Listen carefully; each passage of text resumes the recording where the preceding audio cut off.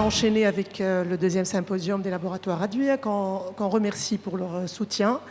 Et c'est le docteur Chatewi qui va nous présenter donc, l'intitulé de ce symposium, c'est la bithérapie losartan hydrochlorothiazide, une alliance gagnante au service des organes cibles au-delà de la baisse des chiffres tensionnels. À toi, Rafiq.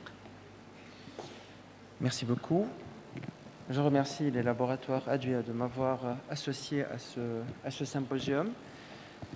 J'ai appris beaucoup de choses parce que je suis revenu sur des anciennes études et je me suis rendu compte que finalement, il y a beaucoup de choses à faire avec cette molécule-là. Je veux revenir un peu sur des choses que Salma a détaillées, que l'hypertension artérielle est un problème qui est multifactoriel et que, en fait, il y a plusieurs cercles au niveau du traitement d'hypertension artérielle. Ça commence par le large cercle de l'environnement, des conditions socio-économiques, des habitudes de vie, pour revenir au cercle de la protection des organes, de la fonction endothéliale, de l'obésité, et bien sûr, on en arrive finalement au traitement. Et les recommandations, c'est de ne pas passer directement au traitement, c'est de commencer d'abord par traiter tous ces éléments-là qui sont associés à l'hypertension, cercle par cercle. L'hypertension artérielle est un facteur de risque cardiovasculaire et quand on parle d'hypertension artérielle, en fait, on préfère ne plus parler d'hypertension, mais on préfère parler de risque cardiovasculaire parce qu'en fait, l'objectif, c'est de préserver les organes cibles. Et tout ce qu'on fait, c'est pour préserver justement, pour ne pas avoir des problèmes rétiniens, pour ne pas avoir de problèmes d'accidents vasculaires cérébraux, pour protéger le cœur de nos patients, donc éviter les hypertrophies, éviter les dysfonctions ventriculaires gauche, systoliques ou à fonction systolique préservée, de protéger bien sûr le rein et la microcirculation. Donc finalement, il ne s'agit pas de parler d'hypertension, mais il s'agit de parler de risque cardiovasculaire, et c'est le risque cardiovasculaire qui va protéger les organes cibles qui vont être à l'origine après de maladies graves. Le chiffre tensionnel, c'est quelque chose qui est très intriguant parce que vous allez voir, quand on va regarder les recommandations, c'est des chiffres tensionnels qui sont très stricts. Et vous savez, comme moi, quand on fait de la consultation et qu'on mesure un chiffre tensionnel, le chiffre tensionnel il peut varier 3-4 fois en mesurant 3 fois chez un patient. C'est pour ça que la prise de tension doit être une prise de tension stricte et qui répond à une norme particulière. Le patient doit être au repos, confortablement assis, on doit prendre la pression artérielle en position allongée, on doit prendre la pression artérielle en position assise, voire en position debout, et il ne faut pas hésiter à prendre la tension plusieurs fois pour avoir le chiffre qu'il faut et pour prendre la décision, parce que c'est un chiffre qui va nous permettre de prendre une décision, d'augmenter les doses ou de diminuer une dose de médicament. Voilà les chiffres tensionnels. Donc, dans les recommandations 2024 de l'ESC, on a encore révisé les chiffres vers le bas et on parle de pression artérielle haute quand la pression artérielle systolique est entre 120 et 139, diastolique entre 70 et 89 et l'hypertension c'est au-delà de 140. Donc il y a encore un shift vers le bas du cut-off et des indications thérapeutiques. Quand je dis indications thérapeutiques, c'est-à-dire hygiène de vie et traitement, bien sûr. Et ceci s'explique par les méta-analyses, parce que quand on regarde les méta-analyses, toutes les méta-analyses sont d'accord pour dire que pour chaque 5 mm de mercure de gagner, on gagne en termes de risque cardiovasculaire, on gagne en termes de préservation des artères, notamment des coronaires, on gagne en termes de préservation au niveau du cœur, en prévenant l'insuffisance cardiaque, on gagne en termes de risque cardiovasculaire d'une façon générale, et plus on descend, et mieux c'est. Cette méta-analyse montre aussi que quand quand on regarde toutes les études et on les poule toutes, plus on descend au niveau des chiffres tensionnels et plus on gagne. Donc, le fait de gagner sur des chiffres tensionnels, ça fait réduire de façon importante le risque cardiovasculaire. Et ceci d'autant plus que on répond aux recommandations, et on va revenir aux recommandations. Donc tout compte fait, l'hypertension artérielle s'intègre dans le risque cardiovasculaire. Et quand on parle de risque cardiovasculaire, on ne parle pas de risque organe par organe, mais on parle du risque cardiovasculaire d'une façon générale. Et c'est ce paramètre-là qui a été utilisé par le score 2 qui permet de prévoir le risque cardiovasculaire et nous permettre ainsi d'être plus à l'aise au niveau de nos décisions thérapeutiques. Et vous voyez que le score 2 qui a été fait, on a fait un score 2 par équipe, par pays, et dans le score 2, il est très clair que la Tunisie, elle a beaucoup de travail à faire en termes de prévention du risque cardiovasculaire. On a aussi, la Société européenne de cardiologie a aussi mis en place des systèmes de calcul qui nous facilitent la vie parce que ça nous permet de prédire le risque cardiovasculaire et savoir jusqu'où on va aller au niveau du traitement de nos patients et qui traiter médicalement et pour qui il faut plutôt réserver un traitement, des mesures d'hygiène de vie. Ces applications-là sont parfaitement accessibles et très pratiques. Il y a des applications pour patients et des applications pour médecins. Les chiffres de tension artérielle, c'est un paramètre du risque cardiovasculaire, mais c'est un paramètre important puisque plus les chiffres tensionnels sont bas et plus bas est le risque cardiovasculaire, et toutes les études l'ont montré. Voyez ici, quand on a des chiffres tensionnels entre 120 et 139, avec une diastolique entre 80 et 89, on a 60% de risque cardiovasculaire quand on se place à des risques cardiovasculaires inférieurs à 5%, et ce chiffre-là passe à 20% dès que les chiffres tensionnels sont au-dessus de 140 de systolique et 90 de diastolique, c'est-à-dire que pour 10 mm de mercure, le risque cardiovasculaire devient important. L'hypertension artérielle fait partie du risque cardiovasculaire, mais c'est un élément important. Ça, c'est une étude qui montre qu'il faut traiter le chiffre tensionnel et quel que soit l'âge. C'est-à-dire ça, c'est une méta-analyse qui nous montre bien que même chez les sujets âgés de plus de 85 ans, il faut être aussi strict sur les chiffres tensionnels et on gagne, même chez les sujets âgés, en termes de survie. L'inertie thérapeutique met en jeu les organes cibles et les recommandations actuelles nous conseillent, à travers des études, et je vous montrerai, que la monothérapie est souvent pas aussi efficace que la bithérapie. C'est pour ça que dans les recommandations, et on reviendra sur les recommandations, on recommande plutôt la bithérapie à faible dose plutôt qu'une monothérapie. Les méta-analyses ont montré qu'on fait mieux avec 2 médicaments faiblement dosés qu'avec un seul médicament. Et là, vous voyez très bien que le fait d'associer 2 médicaments nous met plutôt dans une zone plus confortable en termes de risque cardiovasculaire. Et les recommandations sont là, ça c'est les recommandations de 2024, donc c'est une bithérapie qu'il faut associer, et ça tombe bien puisqu'on parle d'une association d'un inhibiteur d'angiotensine 2 avec un hydrochlorothiazide. Donc, quand on parle d'association, hydrochlorothiazide seul, c'est bien, losartan seul, c'est bien, mais l'association, c'est encore mieux, et ça permet de faire baisser de façon plus importante les chiffres tensionnels et permettre de nous mettre dans une zone confortable en termes de risque cardiovasculaire.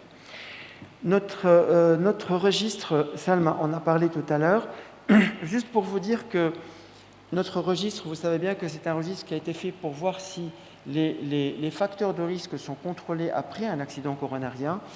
Alors, juste pour vous dire que dans notre série, on a beaucoup de patients qui sont hypertendus, plus de 50% des patients sont hypertendus, que nos patients sont obèses et on a vu qu'après un accident coronarien, il y a quand même un éveil du patient et il commence à perdre du poids. Il y a un éveil aussi parce qu'il y a un meilleur contrôle des chiffres tensionnels, même si on n'atteint pas encore les chiffres tensionnels des recommandations de l'ESC 2024 en termes de systolique et en termes de diastolique aussi.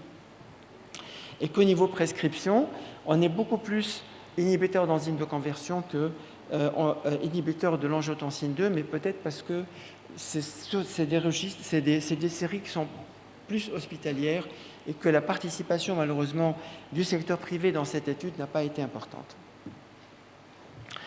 En termes de prescription, donc vous voyez le panel de prescription, le losartan, en termes de prescription, on est à 2 à 5% de prescription, ce qui ne représente pas beaucoup, versus d'autres inhibiteurs de l'angiotensine 2. Alors en termes de compliance, les patients sont plus compliants quand c'est une monoprise, c'est tout à fait normal, ça on le comprend bien. Il faut aller vers des médicaments en monoprise plutôt que vers des médicaments en plusieurs prises, et les taux de compliance sont autour de 30-40%, ce qui n'est pas beaucoup.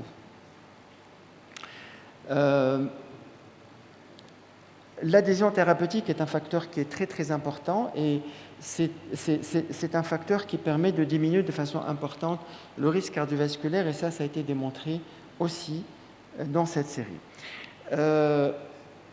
L'étude ELITE, c'est une étude qui a été menée chez le sujet âgé, losartan versus placebo, et c'est une étude qui a montré que même chez le sujet âgé, quand on traite un sujet âgé, on parle d'une étude qui a été menée en 1997, dans le temps où on disait que chez le sujet âgé, il faut être plus modéré dans les contrôles de chiffres tensionnels. Et bien, cette étude a montré qu'on a un bénéfice en termes de mortalité chez le sujet âgé quand on contrôle les chiffres tensionnels, et le losartan versus captopril a été plus efficace dans le contrôle des chiffres tensionnels. Le losartan était à 50 mg, le captopril c'était 50 mg 3 fois par jour. L'étude ELITE 2 s'est adressée plutôt aux patients qui ont une altération de la fonction systolique. Donc, c'est adressé au problème du remodelage inverse des inhibiteurs d'angiotensine 2. Et le losartan versus captopril, le captopril était à ce moment-là le médicament de référence, et le losartan a démontré qu'il n'était pas inférieur au captopril dans cette indication. Donc, les cardiopathies ischémiques et les cardiomyopathies dilatées. Avec un plus quand même du losartan, c'est qu'il ne fait pas tousser et qu'il y a beaucoup plus de compliance thérapeutique avec le losartan puisque c'est une monoprise. Le problème de l'acide urique, c'est un problème qui m'a beaucoup intrigué et je suis allé faire une recherche là-dessus. Effectivement, le losartan diminue l'acide urique et ça a été démontré dans beaucoup de méta-analyses. Ça, c'est une méta-analyse qui a poulé des études randomisées, et elle a montré qu'effectivement, avec le losartan, on a une baisse ou une non-variation de l'acide urique quand le losartan est associé à un diurétique. Là aussi, c'est une étude qui arrive aussi aux mêmes conclusions, et en effet, le losartan, il a un effet uricosurique. Et ça, c'est démontré. Donc, il diminue de 20 à 25% le taux d'acide urique. Alors, qu'en est-il de la néphropathie ? L'étude rénale a démontré que les patients sous losartan versus placebo avaient une survie qui était meilleure. Donc, sur un critère dur de morbimortalité, le losartan était efficace, et plus que ça diminuait sur le moyen long terme, ça améliorait la fonction rénale chez le sujet non diabétique et aussi chez le sujet diabétique, en partie en améliorant la vascularisation au niveau de l'artère afférente du glomérule, donc en agissant sur la fonction endothéliale et en agissant aussi sur les résistances vasculaires, mais aussi en diminuant la microalbuminurie. Et au moins 2 études ont montré que après 10 semaines de traitement, on avait une baisse importante et significative de la microalbuminurie avec ce traitement. Il y a même une petite étude qui a montré que le losartan améliorait la dysfonction érectile et renforçait l'effet du tadalafil, qui est inhibiteur de la phosphodiesterase. L'étude LIFE, c'est une étude qui a comparé le losartan versus athénolol. Et l'endpoint, c'était la survie, comme son nom l'indique. Et pour des chiffres tensionnels équivalents, on a démontré qu'il y avait un plus avec le losartan et que le losartan améliorait premièrement la mortalité versus athénolol et qu'il diminuait aussi le risque d'accident vasculaire cérébral ischémique versus athénolol, et ceci avec les mêmes chiffres tensionnels. Donc il y a autre chose à part le contrôle du chiffre tensionnel. On va revenir après sur l'effet pléiotrope de ce médicament. La fibrillation auriculaire, il n'y a pas une étude, il y a plusieurs études qui ont montré qu'avec le losartan, on diminuait les récurrences de fibrillation auriculaire. Et ceci passerait aussi par la diminution de la fibrose intramyocardique intra-auriculaire. Ça, c'est une étude qui a été faite, amlodipine amiodarone versus losartan amiodarone, et on a clairement démontré qu'on était plus efficace pour la maîtrise des passages en fibrillation auriculaire. Donc effectivement, cette molécule agit sur la fonction endothéliale et agit sur le remodelage inverse en intramyocardique, ventriculaire gauche, ventriculaire droit, et en intra-auriculaire, probablement par l'inhibition de l'angiotensine 2. Au niveau prescription, comme on a vu dans notre registre, on reste encore loin sur la prescription des inhibiteurs de l'angiotensine 2 et en particulier du losartan, peut-être parce que c'est l'effet mode aussi, c'est une molécule qui est ancienne, il y a plusieurs molécules qui sont arrivées après, mais je pense que en regardant bien, c'est une molécule qui a encore toute sa place dans cette prescription. Quand on va aux États-Unis, par exemple, c'est le premier ARA2 qui est prescrit, c'est le losartan aux États-Unis. Je pense que ce n'est pas par hasard, c'est parce que c'est une médication qui est en tant qu'efficace, aussi bien dans la maîtrise des chiffres tensionnels, mais dans la maîtrise du risque cardiovasculaire aussi. En conclusion, je n'ai pas été long, c'est une molécule qui est quand même efficace sur les chiffres tensionnels, et surtout quand on combine cette molécule à l'hydrochlorothiazide. Donc on tombe sur les indications, de classe 1 donc de l'ESC, et ça nous permet de maîtriser les chiffres tensionnels et aussi le risque cardiovasculaire. C'est une molécule qui préserve, et on l'a démontré, les organes cibles, donc aussi bien le cœur que les coronaires, mais aussi le rein. C'est une molécule qui a un effet pléiotrope, et on a pu démontrer que ça pouvait diminuer, améliorer le remodelage inverse et diminuer la fibrose aussi bien intramyocardique et surtout la fibrose intra-auriculaire. C'est une explication à la diminution des récurrences de fibrillation auriculaire, et je vous remercie. Merci Rafiq. Sinon, on va lever la session, il y a la pause café. Allez, merci.